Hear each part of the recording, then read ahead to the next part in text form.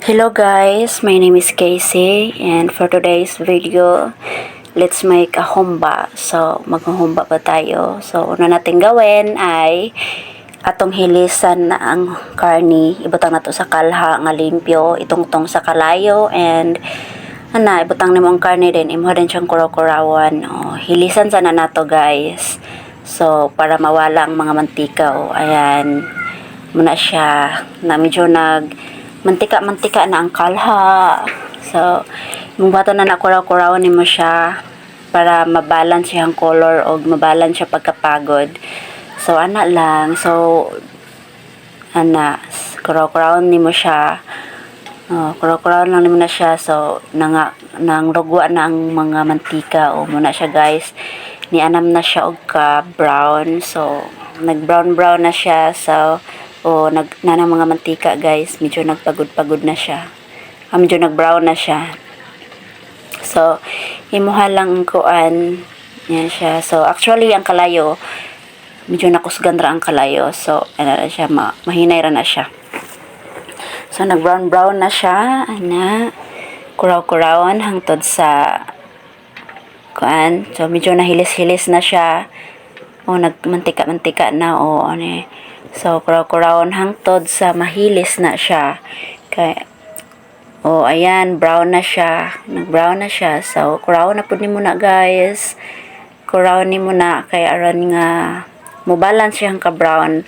Mo-balance, dili siya mapagod nga one-sided lang. So, ra siya. Kurawon ni mo siya para balance.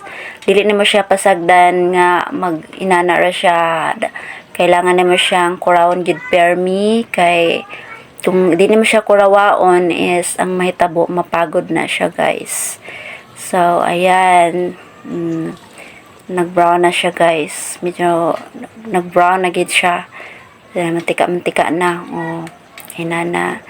So muna siya guys. Kurawin mo. So actually hapit na siya. Hapit na siya makakan guys. Igo lang na siya mag-brown.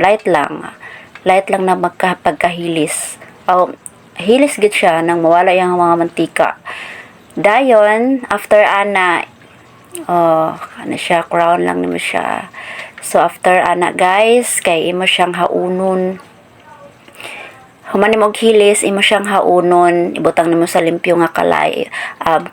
Ibutang nimo sa limpyo nga butanganan, plato or yahong or bowl, etc. Dayon, kuhaon nimo ang oil sa kalha. Ibalhin nimo sa bottle or iabuban nimo, unsay mong button, ikaw na bahala. And then, siya guys. Ayan. Na siya. So, actually guys, luto na siya guys. So, haunon na lang dahil na siya, taod-taod. Imo na din na siyang haunon. Muna siya guys, ang haunon niya. Ibalik din nimo diya sa kalha nga wala nay oil, mantika, tayon ilunod nimo ng mga panakot. So mo na siya ang recipe guys.